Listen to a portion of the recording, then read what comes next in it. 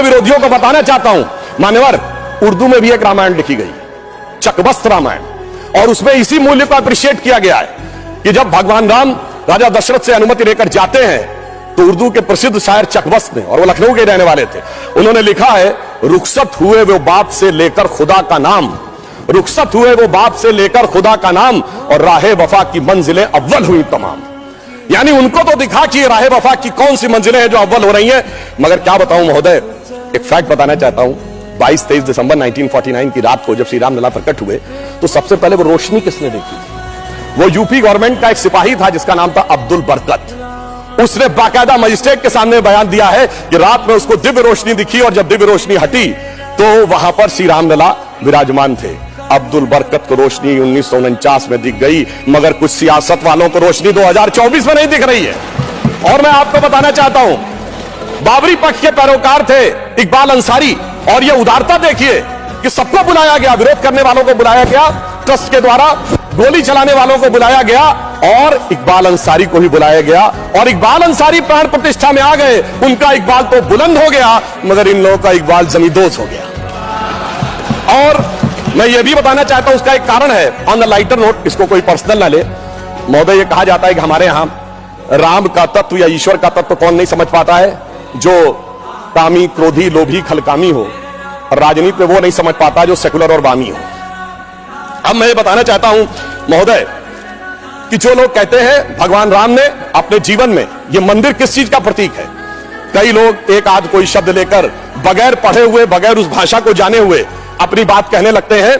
तो मैं बताना चाहता हूं, भगवान राम ने कौन मेरा भक्त है इसका बाकायदा उदाहरण दिया। उन्होंने लिखा है, जात पात कुल धर्म बड़ाई, धन बल परिजन गुण चतुराई। इन 10 चीजों से मैं नहीं मिलता। मैं कैसे मिलता हूं? भक्ति से मिलता हूं। ये सारी 10 चीजें हो किसी के पास और भक्ति ना हो, तो उन्होंने कहा, भगतहीन नर मोहे ऐसे, जल बिन बारिध लागे जैसे। अर्थात अगर ये सब कुछ हो, जात पात कुल धर्म बड़ाई ये हो, भक्ति ना हो, तो ऐसा जैसे बादल हो उसमें पानी ना हो। इसलिए भगवान ने इस बात का संदेश दिया।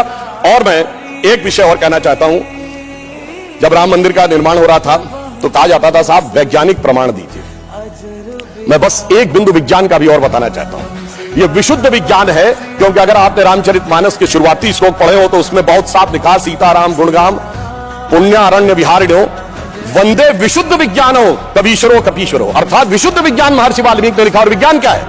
पूछा गया था कि भगवान हुए कब, ये तो बताइए, यहां हुए कि नहीं ये बताइए। अब आप ये बताइए कि आज हम समय कहते हैं, उनका एग्जैक्ट टाइम लिखा है। जैसे आज हम टाइम कह रहे हैं, दिल्ली में कुछ और है, लंदन में कुछ और है, तो एक जीएमटी ग्रीनिच मीन टाइम बताया गया। पर अगर आपसे पूछा जाए टाइम का एब्सोल्यूट मेजरिंग पैरामीटर क्या है, which is equally applicable on earth, moon, solar system and any point in the space, it is only the relative positions of planet.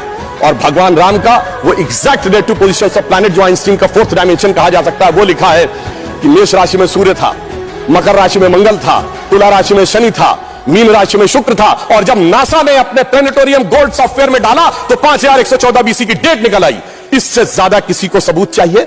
विज्ञान का वो सबूत मिला। और इतना ही नहीं, मैं बताना चाहता हूं, जिन लोगों ने अगर पढ़ी हो तो भगवान राम के जन्म के समय लिखा है कि चैत्र मास के समय शरद ऋतु थी। अंगद बताते हैं कि अश्विनी मास यानी आज के अक्टूबर के समय वसंत ऋतु थी।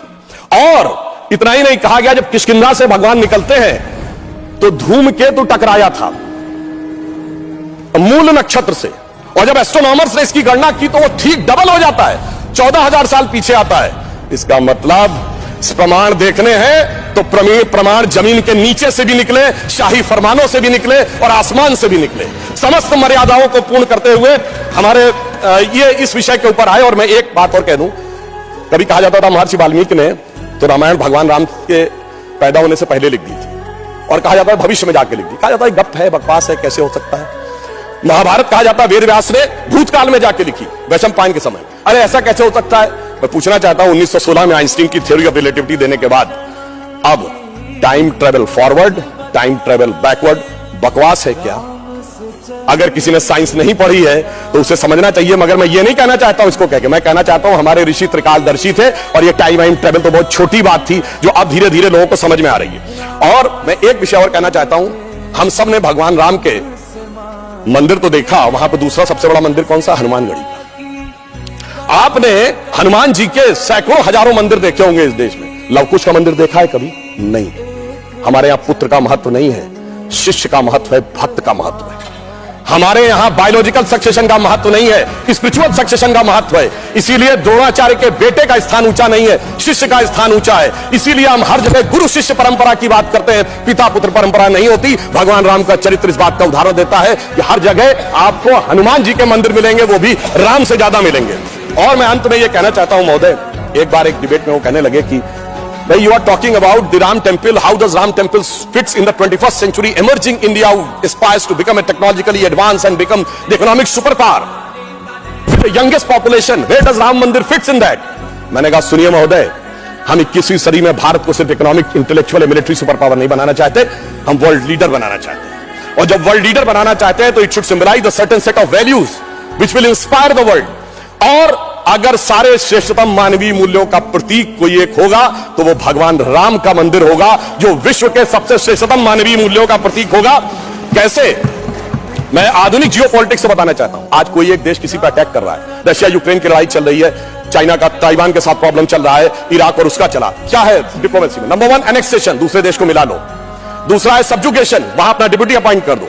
और तीसरा है डोमिनेशन, उसके साथ संधि साइन कर लो।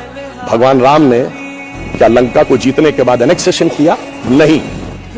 क्या वहां पर कोई अपना डिप्यूटी बैठाया यानी सब्जुगेशन किया? नहीं। कोई ट्रीटी साइन कराई, डोमिनेशन किया? नहीं। तो मैं कह सकता हूं आज के जियोपॉलिटिक्स वर्ल्ड में जब क्लैश ऑफ सिविलाइजेशन कहा जाता है तो उसका प्रतीक वो राम मंदिर दिखेगा, जो पूरी दुनिया को बताएगा कि पीसफुल कोएग्जिस्टेंस कैसे हो सकता है बगैर एक दूसरे से लड़े हुए। इसलिए मैं कह सकता हूं 21वीं सदी का महान भारत बगैर राम मंदिर के संभव ही नहीं। और अंत में मैं सिर्फ ये कहना चाहता हूं, एक नया इतिहास बना है और ये हमारी सरकार और माननीय प्रधानमंत्री जी की उस दृढ़ इच्छा शक्ति का प्रतीक है जिसके लिए कहा जाता था अरे 370 कभी हटेगी नहीं, राम मंदिर कभी बन ही नहीं सकता। मगर ये वो लोग कहते हैं जो फूलों के हार पहनते हैं। हमारे प्रधानमंत्री जी अंगारों के हार पहनते हैं और जो अंगारों के हार पहनते हैं वो इतिहास को बदलने में निश्चित रूप से सफल होते हैं। इसलिए मैं अंत में यह कहना चाहता हूं, अपनी सरकार को बधाई देते हुए, श्री राम जन्मभूमि न्यास ट्रस्ट, हमने बहुत साफ कहा था हम मंदिर नहीं बनवा रहे, मंदिर न्यास बनवा रहा, हम सिर्फ मार्ग प्रशस्त कर रहे हैं। दूसरों ने कहा था कि हम वो बनवा रहे हैं, तो हम सिर्फ उनके लिए कहना चाहते हैं प्रधानमंत्री जी की तरफ से कि अंगार हार उनका जिनकी सुन हाँक समय रुक जाता है, अंगार हार उनका जिनकी सुन हाँक समय रुक जाता है, आदेश इधर कर देते हैं इतिहास उधर मुड़ जाता है। धन्यवाद।